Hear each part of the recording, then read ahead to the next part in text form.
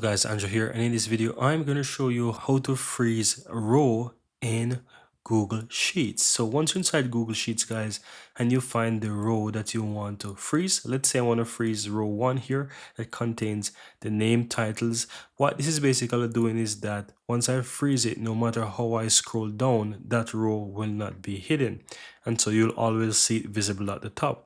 And this is actually very useful when you're working with rows have different titles and those columns contain a lot of data going down, and you want to see them, but you want to continue to see this as you scroll down further into the document. So how do you do that? You want to highlight that specific row that you want to freeze and just simply go ahead and right click on the row. Then you want to go down to the last option in the list that says view more row options and click freeze up to row 1.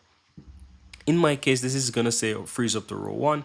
So I'm going to select this freeze. And as you can see right now, there's a freeze, right? There's a freeze. And if I continue to scroll down, you will see that this row 1 is still visible no matter how much I scroll down.